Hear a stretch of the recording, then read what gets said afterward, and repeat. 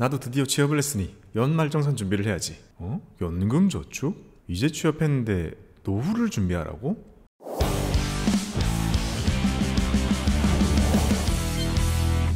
안녕하세요, 박구미입니다. 확실히 연말이 되니까 연금저축에 관심이 다들 많아지신 것 같습니다. 요즘 다양한 다른 매체에 출연을 많이 하고 있는데요, 대부분 연금저축에 대한 내용들입니다. 너무 기쁩니다. 그전에는요, 출연해서 유망한 종목, 투자처 이런 거 말해달라는 내용이 훨씬 많았었는데요, 저는 개인적으로는 여러분들이 저의 생각대로 투자를 하지는 않으셨으면 좋겠거든요. 그래서 죄송하게도 그런 걸 많이 참여를 못했었는데요, 연금은 얘기가 다릅니다. 연금은 제가 드리는 말씀을 듣고도 시작을 하셨으면 좋겠거든요. 세액공제라는 쏠쏠한 혜택을 받아버리면 거의 강제로 노후까지 갖고 가야 하거든요. 게다가 장기로 사람들이 신경 안 쓰고 투자를 하기 때문에 수익률이 좋을 확률도 높은 편입니다. 그래서 제가 현업에 있을 때도 수백 개의 연금저축을 관리를 했었는데요, 보통 일반 계좌들보다 수익률이 더 좋습니다. 잘 안 열어보시거든요.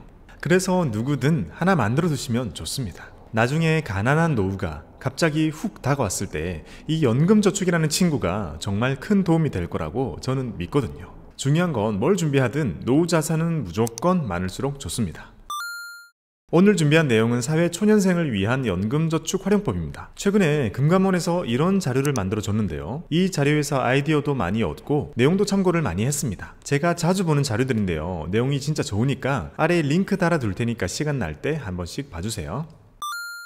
사회초년생을 위한 연금저축 활용법, 첫 번째는요, 단기투자, 중기투자, 장기투자를 구분해서 하는 겁니다. 연금저축이나 IRP는 정말 해지할 것을 염두에 두고 저축을 하면 안 되거든요. 무슨 일 했어도 연금저축만은 지켜야 한다는 그런 생각으로 하시는 것이 좋습니다. 하지만 초년생의 경우 앞으로 살다 보면 목돈 들어갈 일이 갑자기 막 생기죠. 그럴 가능성이 너무 높습니다. 그럴 때도 연금저축만은 손대지 않기 위해서 단기적인 자금, 중기적인 자금은 모두 따로 준비를 해야 합니다. 정해드리면요, 단기 자금은 CMA나 위탁 계좌를 활용하시고요, 중기적인 자금은 ISA 계좌로 3년 단위로 끊어서 하시는 것이 좋고, 장기적인 자금은 연금저축이나 IRP로 연금을 작정하고 준비하시는 것이 좋습니다. 그리고 연금저축의 세액공제를 맥스로 받으려면 1년에 400만 원이잖아요. 근데 이 400만 원이라는 숫자에 너무 집착하실 필요가 없습니다. 하다보면 이상하게 400을 꼭 맞춰야 후련한 그런 느낌이 들거든요. 올해 저축한 금액을 다 조회해보니까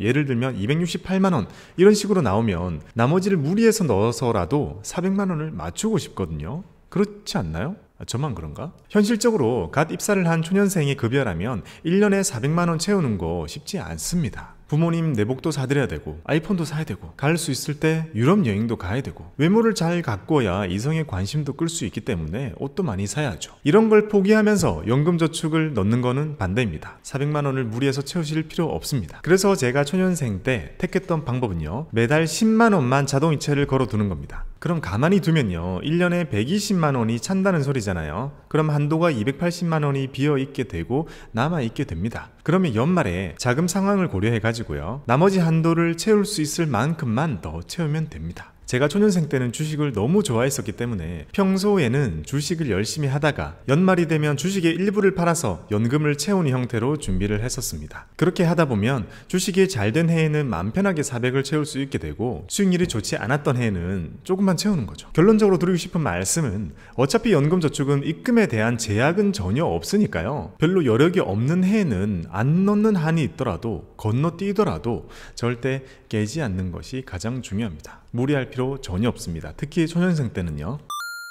사회초년생의 연금저축 활용법, 두 번째는요, ISA 만기자금 일부를 연금저축에 넣고 세액공제를 좀 더 받는 겁니다. 사회초년생이기 때문에 주식을 열심히 하실 거예요. 또 그래야 하고요. 그리고 그 주식을 이왕이면 ISA 계좌에서 하시는 것이 좋다고 말씀을 드렸습니다. 그렇게 잘 운용을 하고 3년이 지나서 ISA를 한번 해지해 줄 때, 그때 수익이 많이 났다면 만기 자금의 일부를 연금저축에 넣는 겁니다. 이걸 ISA 만기자금 연금 전환한다고 표현하는데요, ISA가 만기가 되어서 해지를 하고 나서 돈을 다 찾게 되면 2달 안에 그 돈의 일부를 연금저축으로 이체를 할 수 있습니다. 그렇게 전환이라는 걸 하면 전환한 금액의 10%만큼을 추가로 세액공제를 해주거든요. 세액공제를 해주는 금액의 최대치는 300만원입니다. 그러니까 전환하는 금액 자체의 한도가 3천만원이 최대치라고 생각하면 되죠. 초년생에게는 아주 넉넉한 한도일 겁니다. 결국 연금저축을 더 많이 하기 위해서 ISA를 하는 것이 아니라 ISA를 해지할 때 때마침 수익이 되게 많이 났었다면, 또는 당장 급하게 돈 쓸 때가 있는 게 아니라면 그 자금의 일부를 연금에다가 넣어서 전환을 하고 그 해에는 세액공제를 더 많이 받자는 거죠. 그러면 3년에 한 번씩은 더 큰 세액공제를 받을 수 있게 되죠. 그리고 그만큼 나의 노후 자금도 커질 거고요. 실제 금액을 생각해 보면서 예를 들어 볼까요? 연금저축에 매달 34만 원을 넣고 펀드 투자를 하고 ISA는 매달 50만 원을 넣어가지고요, 주식 투자를 하고 있다면 3년이 지나서 ISA를 해지해 줄 때가 되면 뭐 적어도 2천만 원은 훌쩍 넘는 돈이 들어있게 되겠죠. 원금만 1,800이니까요. 그러면 ISA를 새로 열어서 다시 돈을 넣고 내가 가지고 있던 주식들을 그대로 사주게 되겠죠. 이 과정에서 다 넣지 말고 한 500만 원은 연금저축 계좌로 따로 이체를 하는 겁니다. 전환을 하는 거죠. 그럼 전환을 한 500만 원의 10%인 50만 원만큼 세액공제를 더해줍니다. 그러면 원래 하던 세액공제 400만 원에 50을 더해서 450만 원만큼 세액공제를 받을 수 있게 됩니다. 이 상태로 몇 년이 지나서 대리를 달고 급여가 더 올라가서 투자금을 더 늘리는 경우라면 연금저축에 매달 34만 원 넣고 IRP 열어가지고 25만 원 넣고 ISA에 매달 50만 원씩 저축하고 있겠죠. 그러면 매년 세액공제를 700만 원씩 받다가 3년에 한 번씩은 ISA 깨주는 거 이체를 할 거니까 그 해에는 750, 800, 850 이렇게 받을 수 있게 되겠죠. 풀로 받으면 1000만 원이 들 거고요. 그러면 700, 700, 700, 1000 이런 식으로 세액공제를 받게 되겠죠. 세액공제 받는 금액이 1000만 원이라면 환급액은 소득금액에 따라서 132만 원 또는 165만 원이 되겠죠. 지금 당장 내 손에 들어오는 세액공제를 극대화하기 위해서 우리는 이런 전략을 쓸 거고, 그러다 보면 자연스럽게 노후 자금은 더 두둑해질 겁니다. 사회초년생의 연금저축 활용법. 세 번째, 연금담보대출 활용하기. 정말 돈이 필요해서 깨야 할 일이 생긴다면 연금을 깨기보다는 담보대출을 활용하는 것입니다. 대출은 무조건 나쁜 것은 아닙니다. 잘 활용하는 것이 무척 중요하죠. 초년생 여러분들은 예금, 적금, 보험, 주식, 코인 등등 다양한 금융상품으로 돈을 모으고 있을 겁니다. 근데 그렇게 하고 있다 보면 갑자기 목돈 필요한 일이 꼭 생깁니다. 혼자 독립을 하게 되면서 주택보증금이 필요하거나 갑자기 결혼을 하게 되거나 등등 목돈 필요한 일이 생깁니다. 초년생이 아닌 나이가 좀 있으신 분들 같은 경우는 보통 비상금을 준비해 놓거나 또는 급하게 현금을 조달할 곳을 준비해 놓습니다. 이미 급전 필요한 일들을 몇 번 겪다 보면 이렇게 해놓게 되죠. 하지만 초년생들은 급전 맞기가 힘들죠. 그래서 사실상 그런 큰 이벤트들을 위해서 갖고 있는 모든 투자 자산들을 현금화해야 됩니다. 그리고 이때는 참 야속하게도 주식이나 코인이나 뭐가 됐든 마이너스가 나 있는 경우가 많죠. 전 너무나 많이 봤습니다. 진짜 오래 수익 잘 나다가 돈 필요할 때는 마이너스예요. 그래서 연금을 깼더니 기타 소득세 16.5%를 왕창 뱉어내는 일이 생깁니다. 다른 건 몰라도 연금저축은 절대 깨지 않을 마음으로 해야 된다고 했죠. 그래서 다른 자산들은 어쩔 수 없이 다 현금화를 해서 쓰더라도 연금저축은 살려두고요,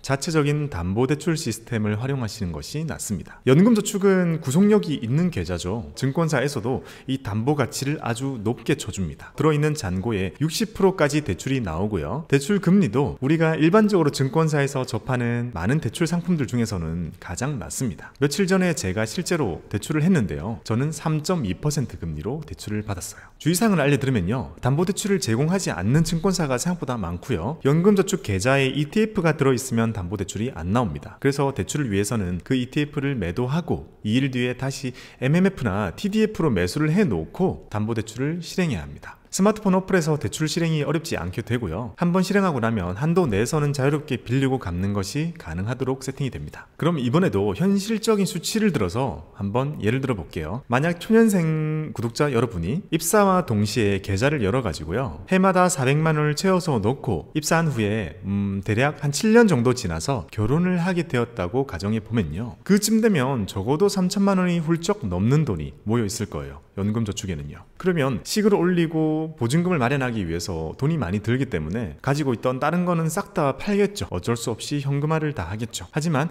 이 연금저축은 이 3천만 원 중에서 1,800만 원만큼은 담보대출을 받아가지고 필요한 데 씁니다. 그 후에 매달 얼마씩 이걸 갚아갈지에 대한 계획은 배우자와 같이 고민해서 계획을 세우면 되죠. 왜냐면 공동을 위해서 대출받은 거고 이제 노후라는 것도 서로 공유가 되는 거죠. 같이 갚아야죠.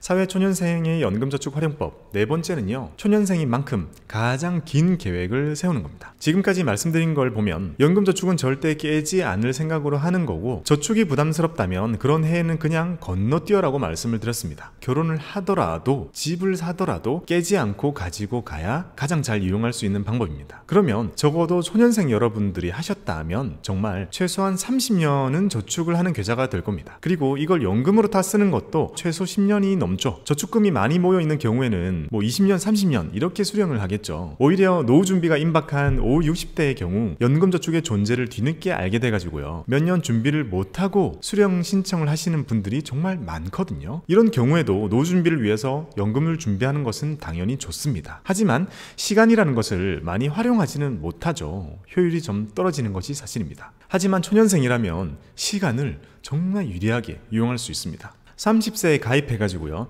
60세까지는 어떻게든 일을 할 거니까 계속 부어서 연금저축에 대한 세공제를 받고, 60세부터 70세까지는 일은 안 하지만 그래도 다른 소일거리들이 좀 있으니까 연금을 더 붓진 않지만 운용만 하고 불리는 걸 10년을 하는 거죠. 80세부터는 소일거리까지 모두 다 내려놓고 그냥 편하게 쉬기 위해서 연금 수령 신청을 하는 겁니다. 뭐 이건 제가 하고 싶은 노후이긴 한데, 아무튼 진짜 이렇게 된다면 미래는 어떻게 될지 모르겠지만 무려 60년 정도를 갖고 가면서 시장에 투자를 하는 계좌가 됩니다. 이렇게 오래 투자를 하는 계좌가 없죠. 워낙 길게 투자를 하니까 매달 저축하는 돈들이 원금으로 쌓이는 것만 해도 엄청 클 거고요, 이 속에서 생기는 수익들도 모두 과세 이연이 되기 때문에요, 정말 긴 기간 동안 복리 효과를 극대화시킬 수 있습니다. 스노우볼 효과를 가장 크게 굴릴 수 있는 계좌라는 거죠. 많은 분들이 연금저축에 매달 얼마 정도 넣으면 나중에 얼마 정도 받아요? 실제 금액을 예시를 들어주세요 라는 질문을 많이 주시거든요. 그런 것에 답변 드리기 위해서 저도 시뮬레이션을 자주 돌려보는데요, 이게 근데 워낙 초장기 상품이잖아요. 게다가 과세 이연까지 되다 보니까요, 수익률 1%만 올려도 노후 자금의 크기가 거짓말처럼 올라갑니다. 매달 저축금액도 1만원, 2만원 이렇게 올리기만 해도 수치가 너무 많이 올라가지고요, 뭐랄까 거짓말 같아요. 그래서 오히려 시뮬레이션 자료는 보통 좀 쓰기가 힘듭니다. 너무 허무맹랑해서 거짓말처럼 보이거든요. 아무튼 그 정도로 실제로 꾸준히 넣고 시장 평균적인 수익률만 잘 낸다고 해도 엄청난 복리 효과를 우리가 누릴 수 있습니다.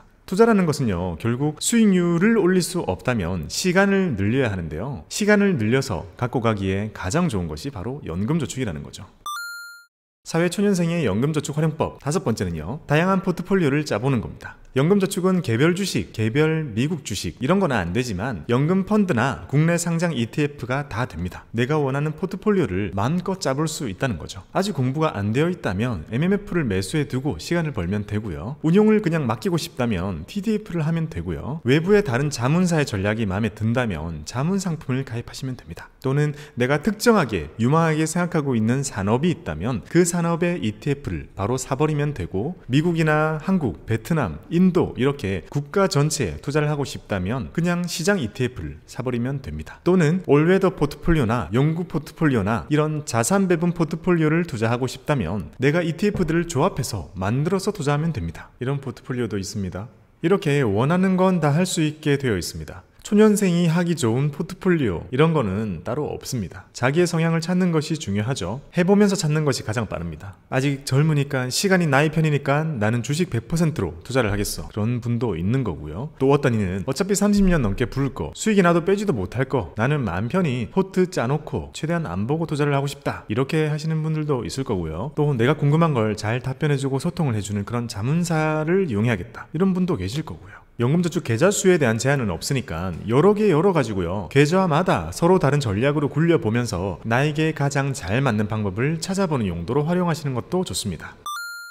지금까지 지극히 주관적으로 제가 사회초년생 분들에게 드리는 연금저축 활용법을 정리해봤습니다. 다시 정리해볼게요. 하나, 단기, 중기, 장기 투자를 나눠서 하자. 둘, ISA를 한다면 수익이 많이 났을 때는 만기 자금 일부를 전환해서 세공제를 더 받자. 셋, 목돈이 필요할 때는 깨지 말고 연금담보대출을 활용하자. 넷, 30년 이상 최대한 장기 투자를 하자. 다섯, 연금저축을 여러 개 열어서 다양한 포트폴리오를 짜서 투자를 해보자입니다. 이렇게 정리할 수 있겠네요. 아직 너무 먼 얘기라서 손에 잡히지 않을 수도 있습니다. 하지만 그래도 사회초년생 여러분들의 아름다운 노후를 기원합니다. 감사합니다.